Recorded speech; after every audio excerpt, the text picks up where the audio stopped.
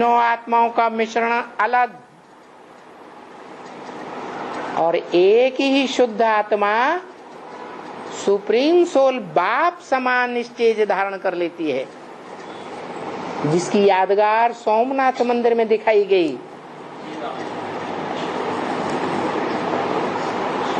गोल पत्थर लिंग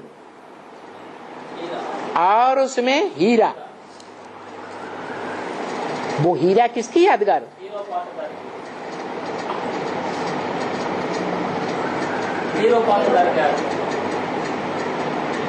ब्रह्मा कुमारियों का क्या कहना है? शिव ज्योति बिंदु की यादगार। अरे शिव ज्योति बिंदु तो बोलता है ब्रह्मा के मुख से, मैं न पूजी बनता हूँ न पुजारी बनता हूँ। तो सोमनाथ मंदिर में जो हीरा लगा हुआ है वो शिव की यादगार है? नहीं है। ये हीरा हीरो पार्टधारी की यादगार है। हीरो पार्टधारी चारों सीन में पार्ट बजाता है, एक सीन में सिर्फ है संगम युग में पार्ट नहीं बजाता। शूटिंग पीरियड में पार्ट बजाता हो, बाकी ब्रॉड ड्रामा में पार्ट न बजाता हो, ऐसे तो होता नहीं। तो वो हीरा कौन है? जिसके लिए मुरली में ही बोल दिया, इस सृष्टि पर सदा काल कोई चीज स्थायी नहीं, सदा काल एक शिव बाबा ही है। तो सदा काल का मतलब संगम में भी, सतयुग वाले फर्स्ट सीन में भी, त्रेता में भी, द्वापर में भी और अंतिम सीन कलयुग में भी वो पार्टधारी, हीरो पार्टधारी मौजूद रहता है। वो ही हीरो पार्टधारी आत्मा है जो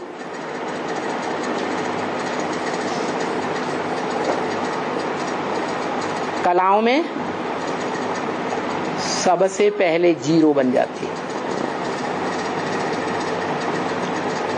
गुणों में सबसे पहले जीरो बनती है कल्पांत काल में,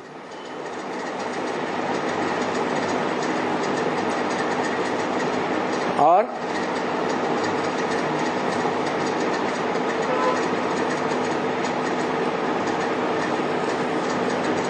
दुनिया का जो सबसे बड़ा दुर्गुण है क्या? सबसे बड़ा दुर्गुण क्या है? अपवित्रता। उस अपवित्रता में सबसे पहले वो ही आत्मा जो पहले नंबर का ब्राह्मण थी, पहले नंबर का देवता थी, पहले नंबर का क्षत्रिय थी, पहले नंबर का वैश्य थी, वो पहले नंबर का क्षुद्र नीच बन जाता है,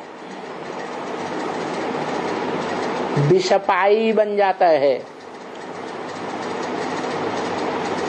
जिसके लिए खास बाप कहते हैं बार बार, अमृत छोड़ बिख काहे को खावे। वो स्थूल बिख होता है जो स्थूल शरीर की मौत करता है, एक है बेहद का विष, स्थूल शरीर की मौत नहीं करता,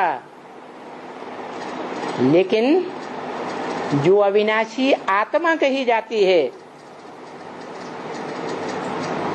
वो आत्मा अनिश्चय बुद्धि की मौत मर जाती है। कौन सा विष है? विकार। वि माने विपरीत कार माना कार्य। भगवान ने जो कार्य बताया,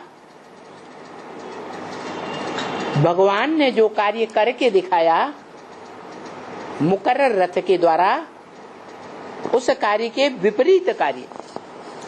भगवान ने क्या कार्य करके दिखाया?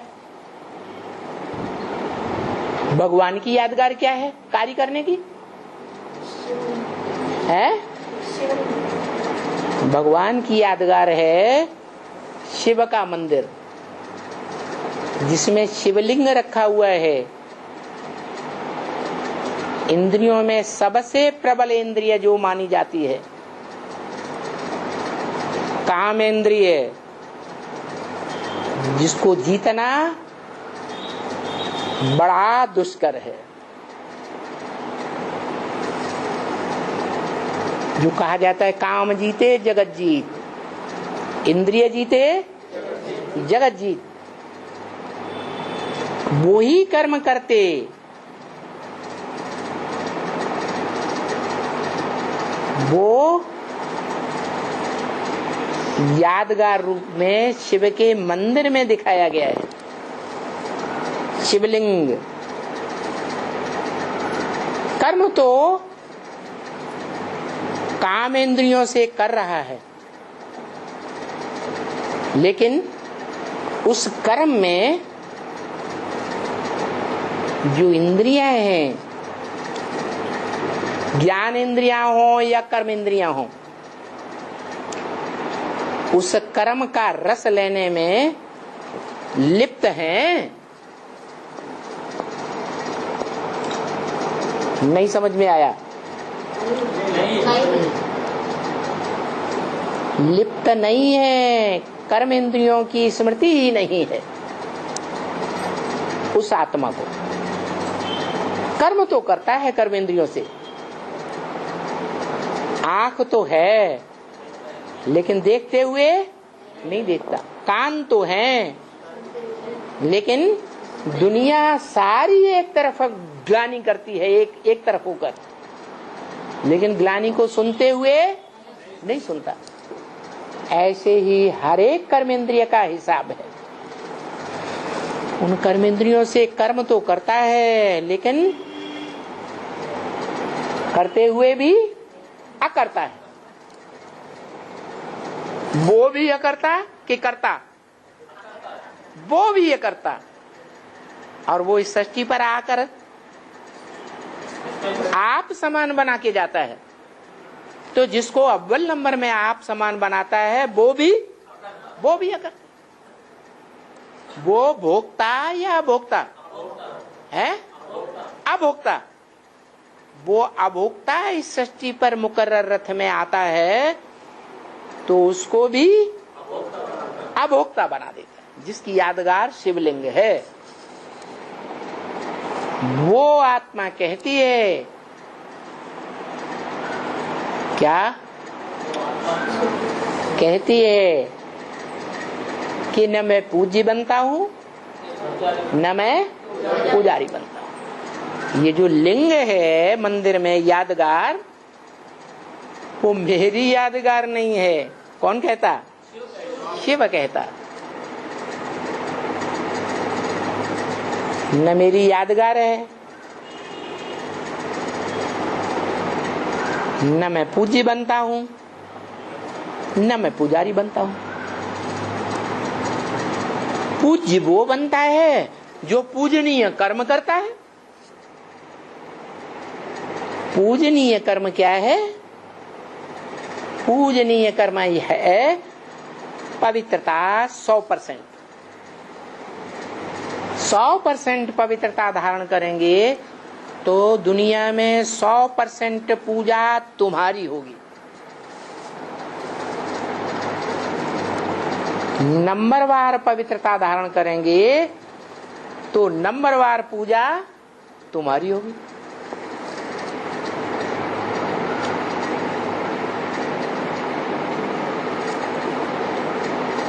देवी देवताओं की पूजा को देखो, एक जैसी पूजा है या अलग अलग प्रकार की पूजा होती है? शिव की पूजा सार्वभौम है। सारी पृथ्वी पर खुदाइयां हुई, उनमें लिंग मूर्तियां सबसे जास्ती निकली।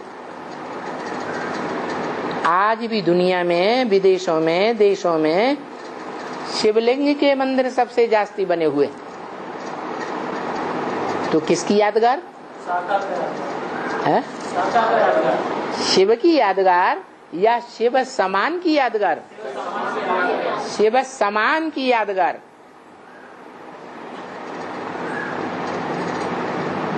जो शिव समान बनता है वो ही जीवन मुक्ति का दाता है। जीवन में रहते मुक्ति देने वाला पिता। पिता स्वयं भोगता है तो बच्चों को भी वो भोग प्रदान कर सकता है, स्वयं नहीं। देवताएं हैं प्योर, पवित्र, और भगवान है एवर प्योर। अभी तो बताया भगवान की यादगार शिवलिंग मंदिर में दिखाया है, वो कीचड़ में पड़ा हुआ है, जलाधारी में डिस्चार्ज होता है। अमोघ बीज है या नहीं? तो एवर प्योर है। वो एवर प्योरिटी देवताओं में और मनुष्यों में या जानवरों में नहीं हो सकती, इसलिए वो एवर प्योर है। ओम शांति। शिवलिंग किसकी यादगार है? बाबा की यादगार है। कहाँ रखा हुआ है? जलाधारी में। ऐसे भले धरा रहे, 2, 4, 5 मिनट नहीं, लगातार धरा रहे तो भी डिस्चार्ज नहीं हो, उसको कहते हैं एवर प्योर। और जितने भी मनुष्य मात्र हैं वो योगी तो बनते हैं, लेकिन नंबरवार योगी बनेंगे या बाप जैसे योगी बनेंगे? नंबरवार बनेंगे। इसलिए एक है एवर प्योर और बाकी सब है नंबरवार। शिव के मंदिर में 2 आत्माएं दिखाई गई है। कौन कौन? जिनकी पूजा होती है पहले पहले। किसकी? एक लिंग और दूसरा जलाधारी। जलाधारी नाम क्यों पड़ा? है? जल को धारण करती है। मना पार्वती जो है वो ज्ञान जल को प्रैक्टिकल जीवन में धारण करती है या शंकर प्रैक्टिकल जीवन में धारण करता है? ज्ञान का लक्ष्य क्या है? ज्ञान का लक्ष्य क्या है? नहीं, ज्ञान का लक्ष्य है पवित्र बनना, पवित्रता। और अज्ञान का लक्ष्य है गड्ढे में जाना, अपवित्रता।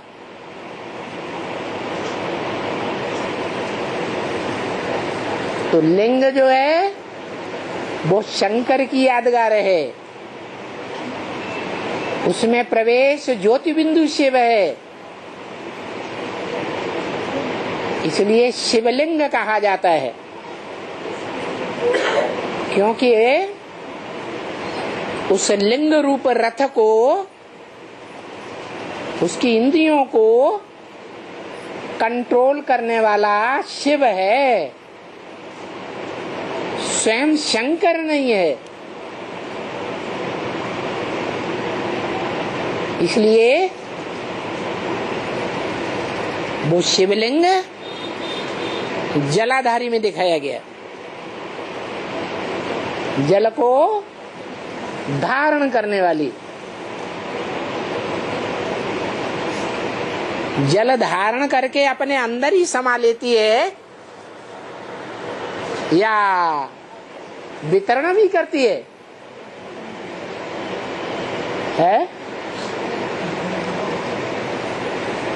ज्ञान दूसरों को अर्पण भी करती है या अपने अंदर ही समा लेती है? वितरण करती है। वितरण करने वालों में जिनको वो ज्ञान जल वितरण किया जाता है, उनमें अव्वल नंबर कौन सी आत्मा है?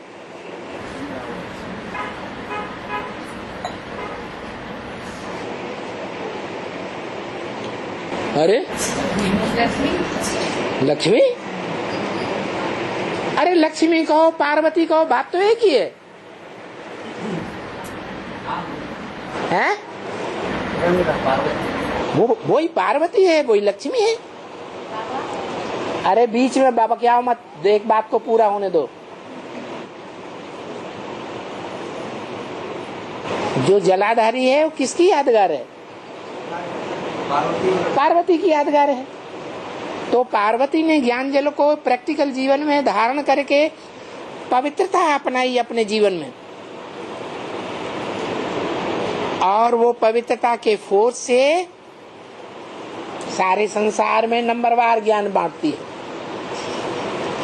पहला नंबर कौन लेता है?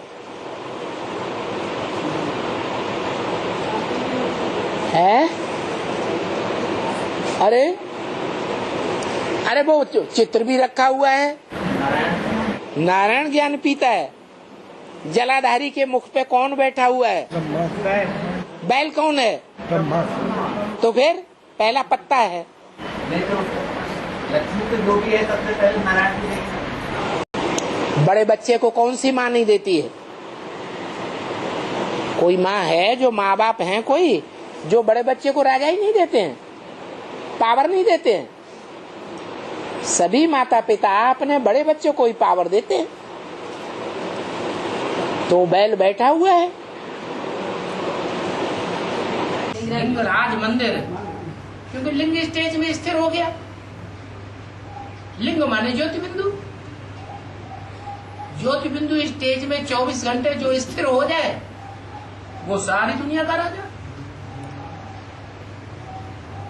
मेरे लिंग की ही पूजा होती है और बाकी 33 करोड़ देवताओं की सब इंद्रियों की पूजा होती है। लेकिन ऊंचा कौन हुआ है? जो देवताओं की पूजा होती है सब इंद्रियों की, वो देवताएं ज्यादा ऊंचे हुए, या सिर्फ जिसकी लिंग की पूजा होती है वो ज्यादा ऊंचा हुआ? लिंग रूप की जिसकी पूजा होती है वो सबसे ज्यादा ऊंचा हुआ, क्योंकि कामेंद्रिय ही सबसे ज्यादा मुख्य है। काम को जीता तो जगत को जीत लिया, इसलिए ऊंचा माना जाता है। भुवन किसे कहते हैं? त्रिभुवन किसे कहते हैं? 3 भुवन, पाताल लोक, पृथ्वी लोक, स्वर्ग लोक, ये 3 भुवन हुए। उसमें से ये है भुवनेश्वर। त्रिभुवनेश्वर नहीं है, क्या है? भुवनेश्वर। भुवन माने ये सारी पृथ्वी। इस सारी पृथ्वी में पूजा का स्थल कौन सा माना जाता है? जहाँ देवताओं की मूर्तियां रखी हुई है। जो भी देवताओं की मूर्तियां हैं उनमें ऐसा देवता कौन है जो सारे जगत को कंट्रोल करता है? जगन्नाथ। जगन्नाथ सारे जगत को कंट्रोल करता है। तो इसका मतलब जो जगन्नाथ है वो सबका बीज है। सारी दुनिया के टेम्पल किसमें समाये हुए हैं? जगन्नाथ में ही समाये हुए हैं। गीता में भी लिखा है नाम तेषु ते मये, वो सब मेरे में समाये हुए हैं, मैं इनमें नहीं समाया हुआ हूं। इसलिए उसकी यादगार में जो शहर बनाया गया उसका नाम बना है भुवनेश्वर। वो ज्योति बिंदु शिव जिसमें प्रवेश करता है वो लिंग रूप में पूजा जाता है। लिंग अलग और बिंदु अलग। बिंदु है प्रवेश करने वाला और लिंग है उस बिंदु को धारण करने वाला। लिंग के रूप में क्यों दिखाते हैं? क्योंकि लिंग को निराकारी स्टेज दिखाई गई। जैसे हाथ, पांव, नाक, आंख, कान का भान ही नहीं है, इंद्रियां होते हुए भी जैसे कि नहीं है, आंखों होते हुए भी, खुली होते हुए भी जैसे देखते हुए नहीं देखता, कान होते हुए भी चारों तरफ दुनिया में ग्लानि उड़ती है, लेकिन सुनते हुए भी नहीं सुनता। ऐसे ही कोई भी इंद्रियां जैसे कि है ही नहीं, ऐसा पार्ट बजाता है।